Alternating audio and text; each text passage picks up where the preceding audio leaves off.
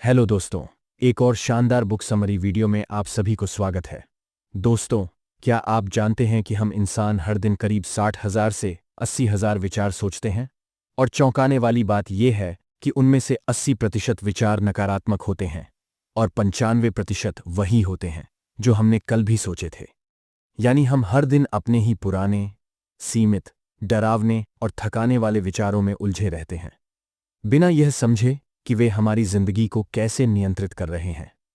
अब सोचिए, अगर आपकी सोच ही बार बार दोहराई जा रही है और उसमें नकारात्मकता भरी है, तो आपकी जिंदगी की दिशा क्या होगी? क्या आप भी ऐसे विचारों से जूझते हैं जैसे, मैं कुछ नहीं कर सकता, मेरे पास समय नहीं है, मेरे साथ ही हमेशा ऐसा क्यों होता है? अगर हां, तो यह वीडियो आपके लिए एक मानसिक टर्निंग पॉइंट हो सकता है। पीटर हॉलिन्स की किताब कंट्रोल योर थॉट्स सिर्फ एक किताब नहीं, एक मानसिक क्रांति है। यह हमें सिखाती है कि कैसे हम अपने विचारों की भीड़ में से सार्थक सोच को चुनें, नकारात्मकता को पहचानें और सोच को ऐसा आकार दें जो हमें मानसिक स्पष्टता, आत्मनियंत्रण और आत्मविश्वास की ओर ले जाए। इस वीडियो में हम इस किताब के हर अध्याय को इस तरह से आपके सामने रखेंगे कि आप न सिर्फ सोच को समझ पाएंगे, बल्कि उसे नियंत्रित करने के व्यावहारिक तरीके भी सीखेंगे, जैसे नकारात्मक विचारों को पकड़ना और उन्हें बदलना, पुराने लिमिटिंग बिलीफ्स को तोड़ना, सोच और भावना के रिश्ते को समझना, और सबसे जरूरी, खुद से सवाल करना कि क्या मेरी सोच मेरे अपने नियंत्रण में है या मैं अपनी सोच का गुलाम बन चुका हूं। इस वीडियो में आपको सिर्फ मोटिवेशन नहीं मिलेगा, बल्कि सोच को कंट्रोल करने का एक स्पष्ट रोड मैप मिलेगा। तो अगर आप बार बार फंसते हैं उलझनों में, मानसिक थकान में और अपनी ही सोच से हार जाते हैं, तो ये वीडियो आपके लिए वही हो सकता है जो चाबी होती है एक बंद दरवाजे के लिए। तो तैयार हो जाइए, क्योंकि अब हम शुरुआत करने जा रहे हैं उस यात्रा की जो आपको खुद के दिमाग का मालिक बनना सिखाएगी। चैप्टर 1, सोच आपकी जिंदगी का निर्माण कैसे करती है। क्या आपने कभी सोचा है कि आपके जीवन में जो कुछ भी हो रहा है, चाहे अच्छा या बुरा, उसकी जड़ कहाँ है? क्या वो आपकी किस्मत है, हालात हैं, या फिर कोई और? लेखक पीटर हॉलिन्स स्पष्ट रूप से कहते हैं, आपकी जिंदगी वैसी ही है जैसी आपकी सोच है। आपके विचार ही वो बीज हैं जिनसे आपका भविष्य उगता है। ये विचार तय करते हैं कि आप क्या महसूस करेंगे, कैसे निर्णय लेंगे और आखिरकार आपका जीवन कैसा होगा। इस अध्याय की शुरुआत एक गहरी कहानी से होती है। एक बूढ़ा आर्षी अपने शिष्य को समझाते हैं, तेरी सोच ही तेरा भाग्य है। ये सिर्फ एक आध्यात्मिक बात नहीं है, बल्कि वैज्ञानिक और मनोवैज्ञानिक रूप से भी सिद्ध है। हमारे हर एक विचार से एक भावना उत्पन्न होती है, उस भावना से एक व्यवहार पैदा होता है, और वह व्यवहार बार बार दोहराया जाए तो आदत बनती है, और आदतें मिलकर हमारी पूरी जिंदगी बन जाती हैं। यहां लेखक एक बहुत ही जरूरी बात कहते हैं, हम अपने विचारों नहीं होते, लेकिन अगर हम उन्हें पहचाने नहीं, तो वही विचार हमें चलाने लगते हैं। अगर कोई व्यक्ति बार बार सोचता है कि मैं नाकाम रहूंगा, तो उसका दिमाग उसी के अनुसार काम करने लगता है। वो खुद को मौका नहीं देता, वो प्रयास ही नहीं करता, और अंत में उसका डर ही उसकी हकीकत बन जाता है। एक उदाहरण लेते हैं आरव नाम के युवक का। आरव हर सुबह उठते ही सोचता, फिर वही टेंशन, वही बोरिंग दिन, वही टॉक्सिक लोग। धीरे धीरे ये सोच उसकी आदत बन गई। वो हर चीज में समस्या देखने लगा, ऑफिस, परिवार, दोस्ती, रिश्ते, हर तरफ उसे बस निराशा और असंतोष दिखता। लेकिन असल में बाहरी दुनिया नहीं बदली थी, बदला था तो सिर्फ आरव का सोचने का तरीका। लेखक समझाते हैं कि हमारी सोच एक लेंस की तरह होती है। अगर लेंस साफ है तो हमें दुनिया भी साफ दिखती है, अवसरों से भरी हुई। लेकिन अगर लेंस गंदा है, यानी हमारी सोच नकारात्मक, डर और संदेह से भरी है, तो सब कुछ हमें खराब, खतरनाक और असहनीय लगता है। इसीलिए अगर आप बदलना चाहते हैं, तो आपको सबसे पहले अपने विचारों को बदलना होगा।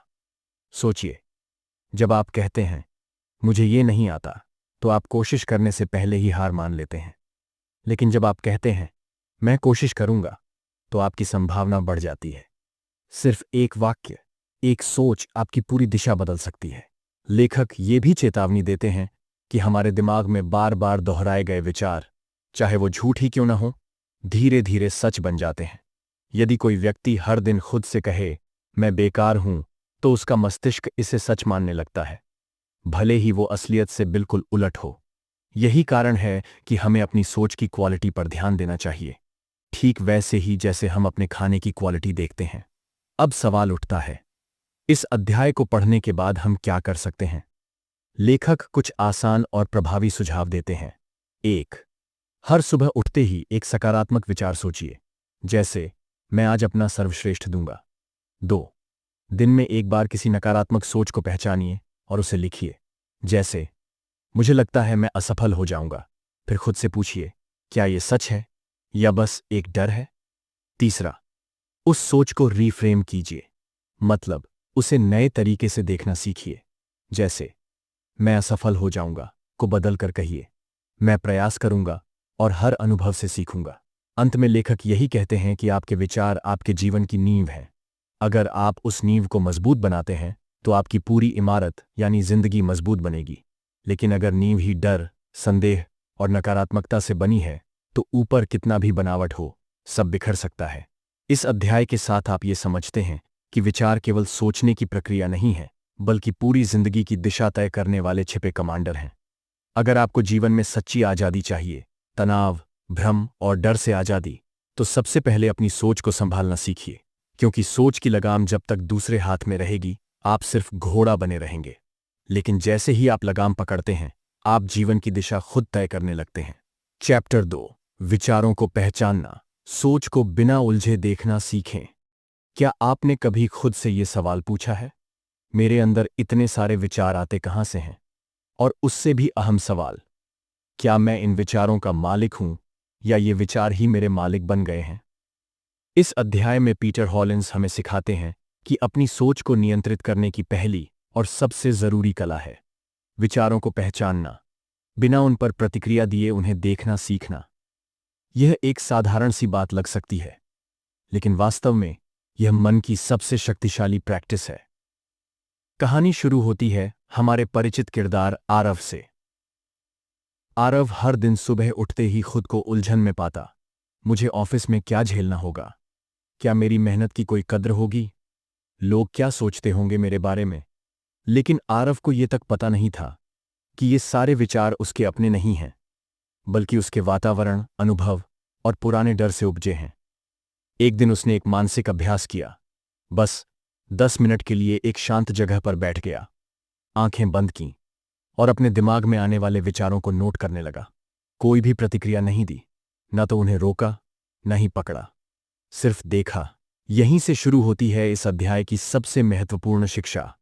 लेखक कहते हैं कि हम में से अधिकतर लोग अपने विचारों के साथ इतना गहराई से जुड़ जाते हैं कि उन्हें लगता है अगर मैं डर रहा हूं तो शायद सचमुच कोई खतरा है।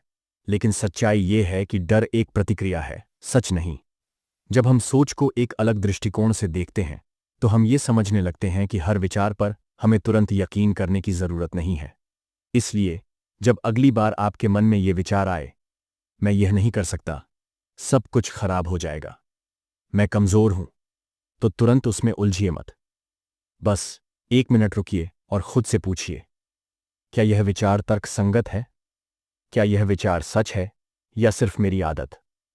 क्या इस विचार को मैं किसी और तरह से देख सकता हूं? लेखक इस प्रक्रिया को थॉट ऑब्जर्वेशन या कॉग्निटिव डिस्टेंसिंग कहते हैं। इसका मतलब है आप अपने विचारों और अपनी पहचान के बीच एक दूरी बना लेते हैं। अब आप वो नहीं जो सोच रहा है, बल्कि वो हैं जो उस सोच को देख रहा है। यह ठीक वैसा ही है जैसे आप किसी नदी के किनारे खड़े होकर पानी को बहते हुए देखें। पानी में कचरा भी आएगा, फूल भी आएंगे, मिट्टी भी आएगी, लेकिन अगर आप हर चीज को पकड़ने लगेंगे तो आप गीले और परेशान हो जाएंगे। लेकिन अगर आप बस देखें और उसे जाने दें तो मन शांति में रहेगा। इस अभ्यास को माइंडफुलनेस कहा जाता है। लेखक कहते हैं कि इसे सीखना किसी जादू से कम नहीं, ये धीरे धीरे आपको अपने विचारों के जाल से आज़ादी देना शुरू करता है। यहां एक आसान अभ्यास दिया गया है जिसे आप आज से ही शुरू कर सकते हैं। हर सुबह या रात को 5 मिनट आंखें बंद करके बैठिए। किसी विशेष मुद्रा की जरूरत नहीं है, बस सहज रहें। जो भी विचार आए उन्हें पहचानिए, लेकिन रोकिए मत। जैसे यह डर है, यह चिंता है, यह कंपैरिजन है, उन पर जजमेंट मत दीजिए, सिर्फ नोट कीजिए और जाने दीजिए। धीरे धीरे आप महसूस करेंगे कि कई बार जो विचार आपको दिन भर परेशान करते हैं वो असल में बिना सिर पैर के होते हैं। वो सिर्फ आपकी पुरानी सोच की आदत होते हैं और उनमें कोई ठोस सच्चाई नहीं होती। इस अध्याय में लेखक ने यह भी स्पष्ट किया कि अगर आप अपने विचारों को पहचानना सीख लेते हैं तो आप उन पर हावी नहीं होते, बल्कि उन्हें समझदारी से मैनेज करने लगते हैं। आप यह तय कर पाते हैं कि कौन सा विचार आपकी सेवा कर रहा है और कौन सा आपको नुकसान पहुंचा रहा है। अंत में लेखक यही सिखाते हैं कि सोच को नियंत्रित करने का पहला चरण है सोच को देखना।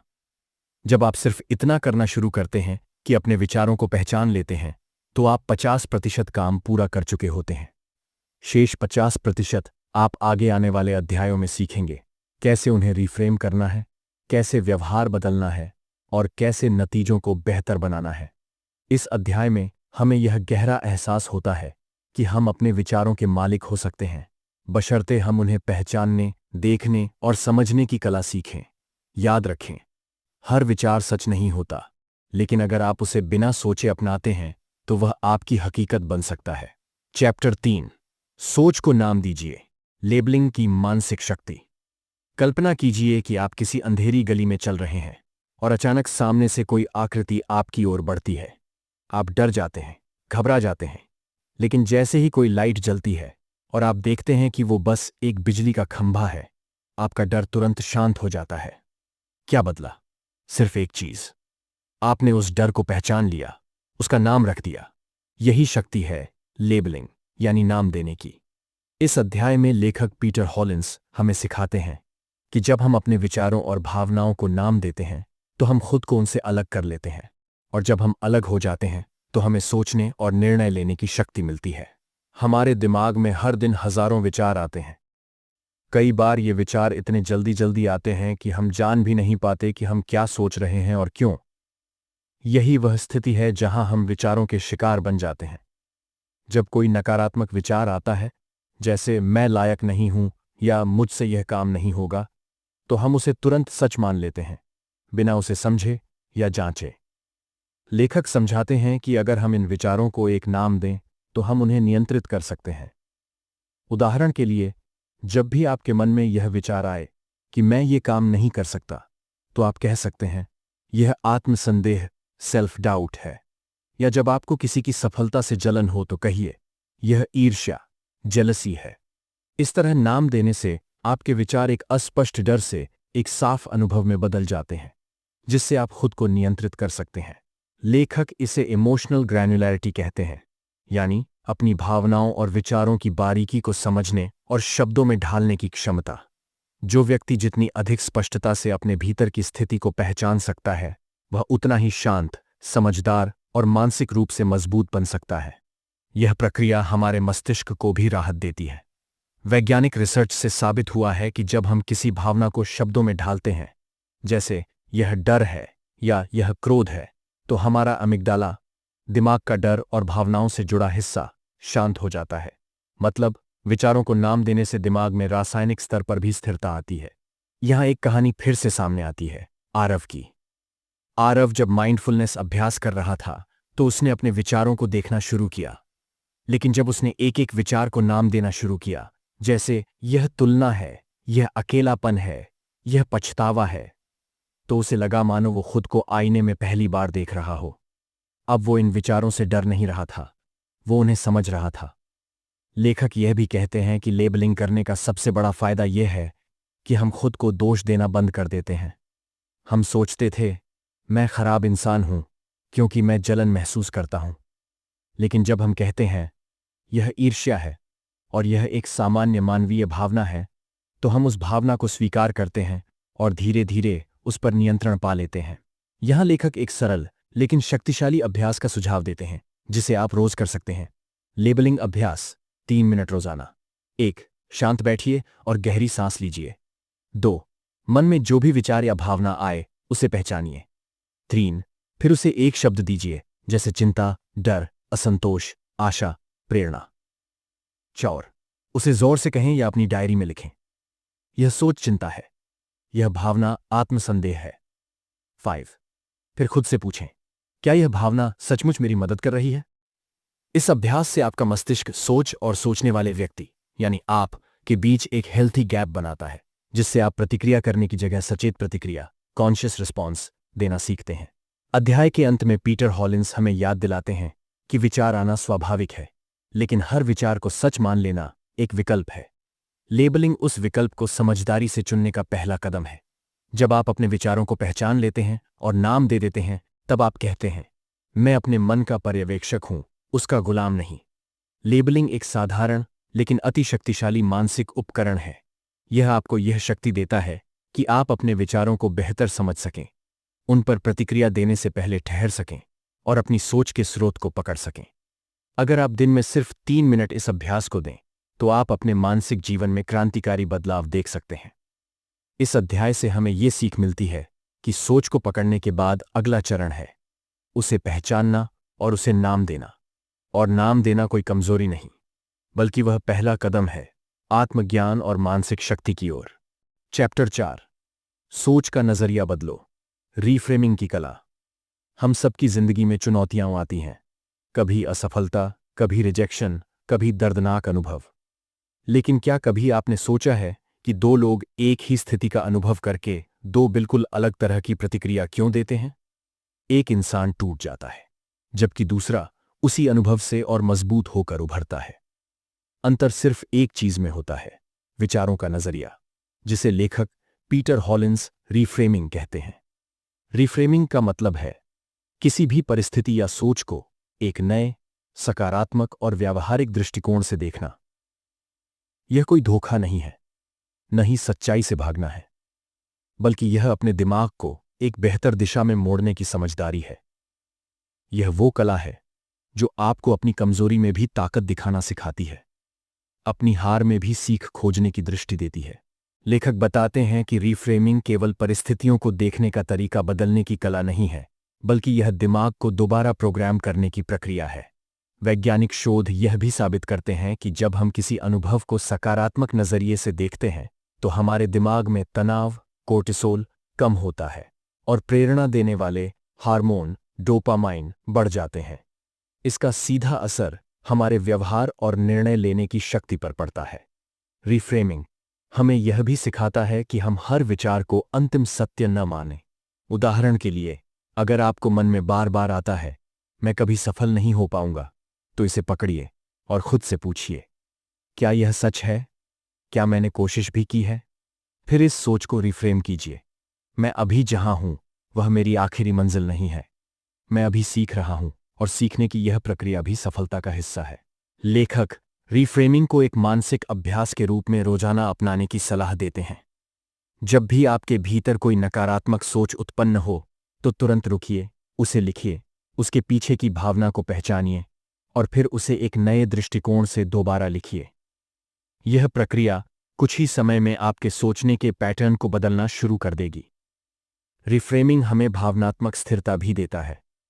यह हमें सिखाता है कि हम अपने जीवन की कहानी में पीड़ित नहीं हैं, बल्कि हम खुद लेखक हैं। जब आप सोचते हैं कि मेरे साथ ही ऐसा क्यों होता है, तो आप फंस जाते हैं। लेकिन जब आप सोचते हैं, इस अनुभव से मैं क्या सीख सकता हूं, तो आप आगे बढ़ने लगते हैं। इस अध्याय का सार यही है कि जिंदगी में परिस्थितियां आपके नियंत्रण में नहीं होती, लेकिन उन्हें देखने का नजरिया हमेशा आपके हाथ में होता है। और जब आप उस नजरिए को बदलते हैं, तो आपकी सोच बदलती है, आपकी ऊर्जा बदलती है और अंततः आपका भविष्य बदल जाता है।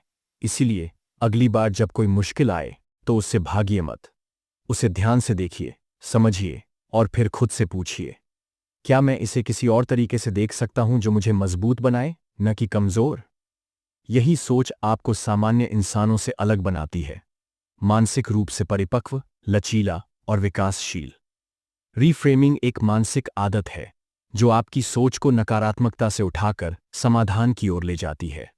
यह आपको हालात का शिकार नहीं बनने देती, बल्कि हर अनुभव में एक पाठ, एक दिशा, एक शक्ति खोजने की क्षमता देती है। जब आप अपने सोचने के तरीके को बदलते हैं, तो आप अपने पूरे जीवन को बदलने की शुरुआत कर देते हैं। चैप्टर 5, माहौल को बदलो, सोच अपने आप बदल जाएगी। हम में से अधिकतर लोग सोचते हैं कि हमारी मानसिक स्थिति, हमारा मूड या सोचने का तरीका केवल हमारे भीतर की बात है। लेकिन लेखक पीटर हॉलिंस इस अध्याय में इस सोच को पूरी तरह बदल देते हैं। वे साफ कहते हैं कि हमारी सोच उतनी ही बाहरी चीजों से प्रभावित होती है जितनी अंदरूनी विचारों से।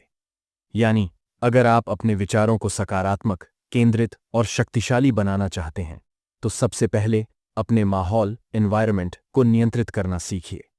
यह अध्याय हमें बताता है कि हमारा बाहरी वातावरण हमारे आंतरिक मानसिक संसार की नींव होता है। अगर आप ऐसे माहौल में रह रहे हैं जहां लोग निराशावादी हैं, हर समय शिकायत करते हैं, गॉसिप करते हैं और नकारात्मक बातें फैलाते हैं, तो चाहे आप कितनी भी किताबें पढ़ लें, मोटिवेशनल वीडियो देख लें, आपकी सोच पर उसका असर पड़ेगा ही। यह वैसा ही है जैसे आप रोज एक जहरीले वातावरण में सांस ले रहे हों और फिर सोचें कि आपकी सेहत ठीक क्यों नहीं हो रही। लेखक यहां एक बेहद सामान्य लेकिन गहरे अनुभव को साझा करते हैं। उन्होंने देखा कि जब लोग खुद को बार बार अनफोकस्ड, चिड़चिड़े और नेगेटिव सोचते हुए पाते हैं तो वे यह सोचने लगते हैं कि शायद वे स्वभाव से ही ऐसे हैं। लेकिन जब इन लोगों का माहौल बदला गया, उन्हें पॉजिटिव लोगों के साथ रखा गया, उनका इनपुट जैसे न्यूज़, सोशल मीडिया, बातचीत बदला गया, तो उनकी सोच में जादू जैसा परिवर्तन आया। उदाहरण के तौर पर आरव की कहानी को ही लीजिए। पहले वह सुबह उठते ही सोशल मीडिया देखने लगता था, दिन भर ऑफिस में टॉक्सिक लोगों के बीच रहता था और रात को नकारात्मक खबरों के बीच सोता था। उसे खुद पर ही शक होने लगा था कि शायद वह एक असफल, थका हुआ और नेगेटिव इंसान है।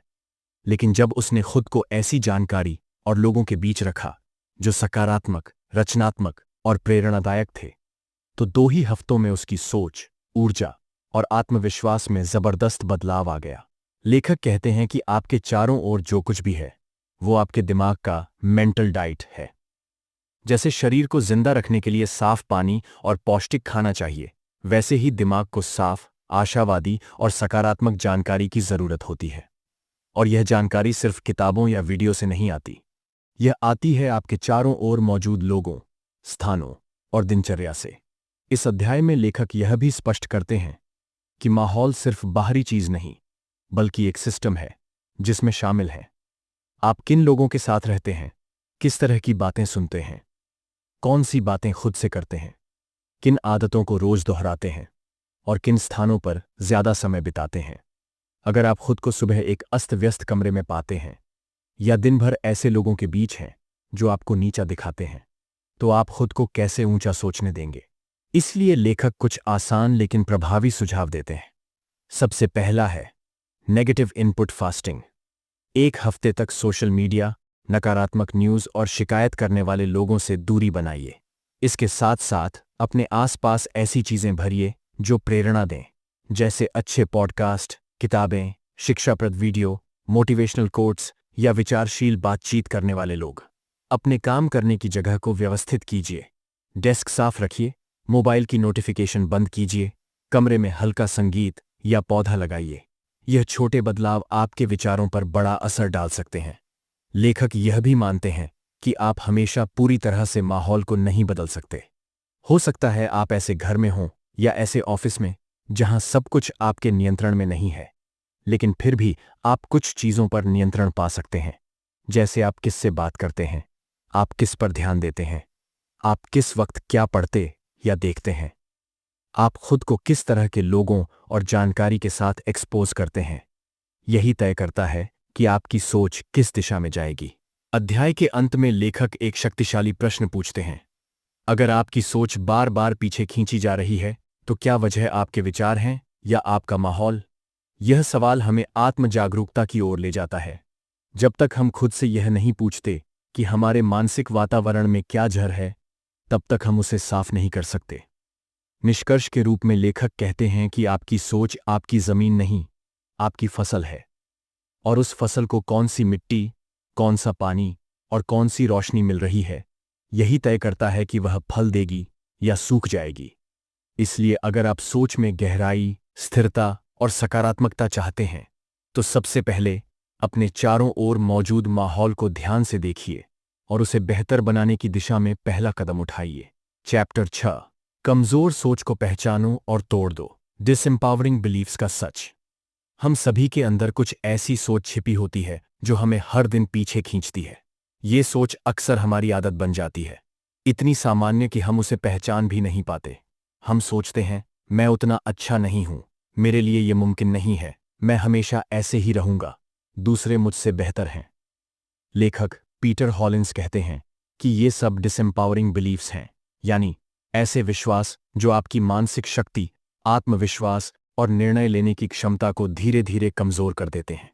यह अध्याय हमें यह समझाने के लिए है कि आपका दिमाग जो कहता है वो हमेशा सच नहीं होता।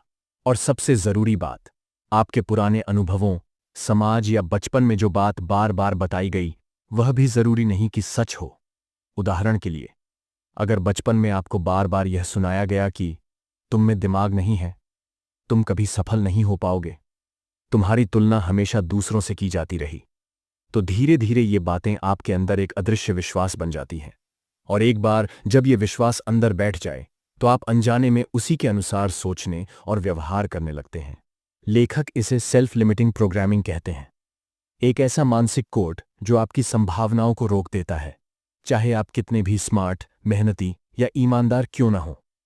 आप एक अदृश्य दीवार के भीतर फंसे रहते हैं जिसे आप खुद नहीं देख सकते, लेकिन वो आपके सपनों को रोक रही होती है।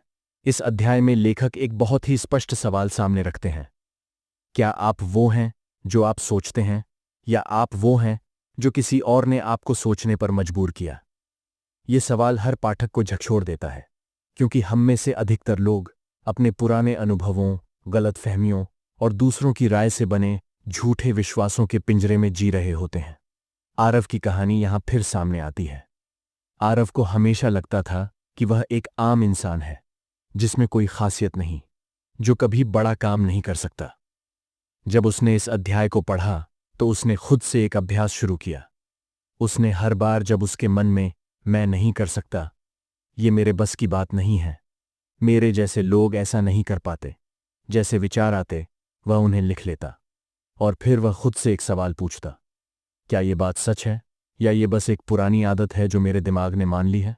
लेखक इस अभ्यास को बिलीफ ऑडिट कहते हैं, यानी अपने विश्वासों की जांच पड़ताल करना। क्योंकि जब आप इन विश्वासों को लिखते हैं, सोचते हैं और जांचते हैं, तो आप पाते हैं कि उनमें से कई झूठ पर आधारित होते हैं, जो या तो डर से बने हैं या अनुभव की गलत व्याख्या से।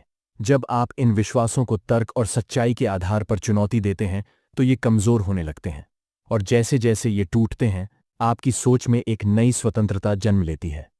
लेखक बताते हैं कि डिसएम्पावरिंग बिलीफ्स को तोड़ने का पहला कदम है उन्हें पहचानना, दूसरा कदम है उन्हें चैलेंज करना, और तीसरा, सबसे अहम कदम है उन्हें नए, सशक्त विचारों से बदलना।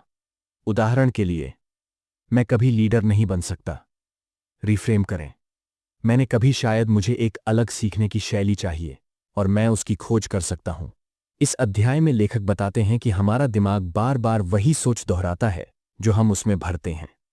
अगर आप उसे रोज ये बताएं कि मैं लायक नहीं हूं, मेरे लिए नहीं है, मेरे पास कुछ नहीं है, तो वह उसे ही सच मान लेगा। लेकिन अगर आप उसे बार बार ये सिखाएं कि मैं सक्षम हूं, मैं सीख रहा हूं, मैं अपने अनुभव से ऊपर उठ सकता हूं, तो दिमाग धीरे धीरे उसी दिशा में ढल जाएगा। अंततः लेखक कहते हैं कि हर इंसान के पास अपने पुराने विश्वासों को तोड़ने की ताकत होती है। आपको बस यह तय करना होता है कि आप कब तक पुराने घावों और धारणाओं की गुलामी में जीते रहेंगे। और यह बदलाव एक दिन में नहीं होता, लेकिन हर दिन थोड़ा थोड़ा करके आप खुद को उस मानसिक जेल से बाहर निकाल सकते हैं जिसने आपको पकड़ रखा था। आपकी सोच को सबसे ज्यादा नुकसान देने वाली चीजें बाहर नहीं, आपके अंदर छिपे पुराने विश्वास होते हैं। ये विश्वास आपको डर में जीना सिखाते हैं, सीमाओं में रहना सिखाते हैं और अपनी असली ताकत को पहचानने से रोकते हैं। इसलिए अगर आप सच में सोच को नियंत्रित करना चाहते हैं तो पहले उस सोच को बनाने वाले विश्वासों को पहचानिए, उन्हें चुनौती दीजिए और उन्हें ऐसे विचारों से बदल दीजिए जो आपको उड़ने दें, गिरने से नहीं डराएं। आपके विश्वास ही आपका भविष्य बनाते हैं, और सबसे अच्छी बात यह है कि आप उन्हें बदल सकते हैं। चैप्टर 7, सोच को बदलने की कला। पुराने विचारों की जगह नए विचार लाना सीखें। हम अक्सर ये महसूस करते हैं कि हमारे दिमाग में नकारात्मक विचार बार बार आकर हमें पकड़ लेते हैं। मैं कुछ नहीं कर सकता, लोग मेरे बारे में क्या सोचते होंगे, मैं हमेशा गलतियां करता हूं, जैसे विचार हमारे आत्मविश्वास को चुपचाप खा जाते हैं। इस अध्याय में लेखक पीटर हॉलिंस हमें एक शक्तिशाली टूल देते हैं, थॉट रिप्लेसमेंट यानी ऐसे विचारों को जानबूझकर हटाना जो हमें कमजोर करते हैं और उनकी जगह वो सोच लाना जो हमें आगे बढ़ाए। लेखक कहते हैं कि कोई भी नकारात्मक सोच तब तक नहीं जाती जब तक हम उसे किसी और सोच से नहीं बदलते। केवल सोचना बंद करो कहने से दिमाग शांत नहीं होता, बल्कि वह और अधिक सक्रिय हो जाता है। ठीक वैसे ही जैसे आप अगर खुद से कहें गुलाबी हाथी के बारे में मत सोचो, तो सबसे पहले आपके दिमाग में वही हाथी आएगा। इसीलिए जरूरी है नकारात्मक सोच को खामोश करने की बजाय उसकी जगह एक नई सोच देना। यह प्रक्रिया बिल्कुल वैसी है जैसे एक पुराने जले हुए बीज को निकालकर नई मिट्टी में नया बीज बोना। अगर आप खाली छोड़ेंगे तो वही पुराने बीज फिर से उगाएंगे, लेकिन अगर आप उनकी जगह जानबूझकर नया बीज बोएंगे, जैसे आशा, आत्मविश्वास या उद्देश्य का विचार, तो वही नई सोच आपकी आदत बन जाएगी। आरव की कहानी को फिर से देखिए। पहले वह जब भी गलती करता तो तुरंत सोचता, मुझे कुछ नहीं आता। लेकिन अब उसने एक नियम बना लिया। जैसे ही ऐसा विचार आता, वह कहता, स्टॉप, यह पुरानी सोच है, इसका स्थान अब यह विचार लेगा। हर गलती एक सबक है और मैं सीख रहा हूं। शुरुआत में यह कृत्रिम लगता था, लेकिन कुछ ही हफ्तों में उसका दिमाग पुराने विचारों को पकड़ने और उन्हें बदलने में तेज हो गया। लेखक इसे मेंटल सब्स्टिट्यूशन टेक्निक कहते हैं। इसके लिए आपको कुछ तैयार विचार पहले से सोच कर रखने होते हैं, जैसे अपनी पॉजिटिव अफर्मेशन लिस्ट। उदाहरण के लिए, मैं असफल हूं, बदलिए, मैंने अभी सफलता नहीं पाई लेकिन मैं कोशिश कर रहा हूं। मैं हमेशा देरी करता हूं, बदलिए, मैं छोटे कदमों से समय का उपयोग करना सीख रहा हूं। लोग मुझे पसंद नहीं करते, बदलिए, मुझे सभी को खुश करने की जरूरत नहीं, मैं खुद से प्यार करता हूं। लेखक बताते हैं कि जब आप ये नया विचार बार बार दोहराते हैं तो दिमाग में न्यूरल पाथवेज बनने लगते हैं। आप सोचने के पुराने पैटर्न को धीमे धीमे फिर से लिखना शुरू करते हैं, बिल्कुल वैसे ही जैसे गीली मिट्टी में नया रास्ता बनाना। शुरुआत में मुश्किल, लेकिन बार बार उस पर चलने से वह पक्का रास्ता बन जाता है। थॉट रिप्लेसमेंट के लिए लेखक एक शक्तिशाली अभ्यास सुझाते हैं। थॉट रिप्लेसमेंट अभ्यास 3 स्टेप प्रक्रिया। 1. रिकग्नाइज, पहचानिए। जैसे ही नकारात्मक सोच आए तुरंत उसे पकड़िए, ये रहा मेरा पुराना विचार। 2. रिजेक्ट, इनकार कीजिए। खुद से कहिए, मैं इस सोच को नहीं मानता, यह मेरी सच्चाई नहीं है। 3. रिप्लेस, बदल दीजिए। अब उस सोच की जगह नई सोच रखिए जो प्रैक्टिकल, सकारात्मक और ग्रोथ ओरिएंटेड हो। उदाहरण, नकारात्मक सोच, मुझसे ये नहीं होगा। नई सोच, मैं अभ्यास कर रहा हूं और मैं धीरे धीरे इसमें बेहतर हो रहा हूं।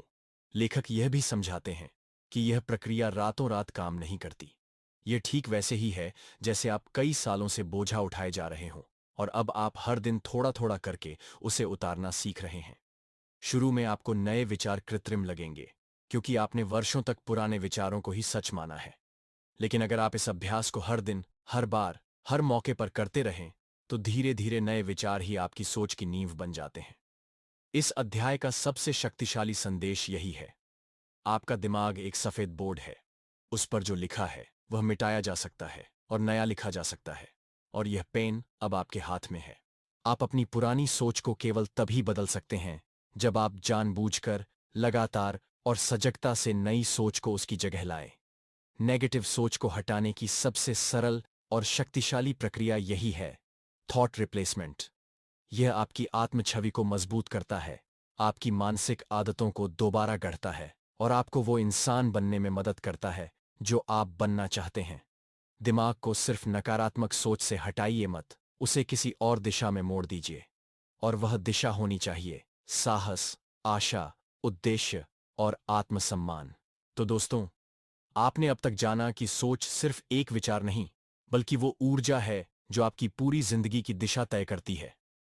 पीटर हॉलिंस की इस किताब ने हमें ये सिखाया कि हम कैसे अपनी सोच को पहचानें, उसे चुनें, उसे चुनौती दें और आखिरकार उसे ऐसा रूप दें जो हमें मजबूत, शांत और सफल इंसान बनाए। क्योंकि सोच को कंट्रोल करना सिर्फ एक आदत नहीं, ये एक आर्ट है, एक शक्तिशाली अभ्यास है जो हर दिन किया जाए तो जिंदगी को पूरी तरह बदल सकता है। अगर ये वीडियो आपके विचारों को थोड़ी भी दिशा दे पाया हो तो इसे लाइक जरूर करें। कमेंट में बताएं कि किस बात ने आपको सबसे ज्यादा झकझोरा और इस संदेश को उन लोगों तक पहुंचाए जिनकी सोच भी कभी कभी रास्ता भटक जाती है। और हां, अगर आप ऐसी ही प्रेरणादायक किताबों की गहराई में उतरना चाहते हैं तो हमारे चैनल को सब्सक्राइब करना ना भूलें, क्योंकि हर हफ्ते हम लाते हैं ऐसी किताबें जो सोच बदलती हैं, और सोच बदलती है तो पूरी दुनिया बदल जाती है। मिलते हैं अगली वीडियो में एक नई किताब, नई सोच और एक नई दिशा के साथ। तब तक याद रखिए, सोच पर कंट्रोल, जीवन पर कंट्रोल।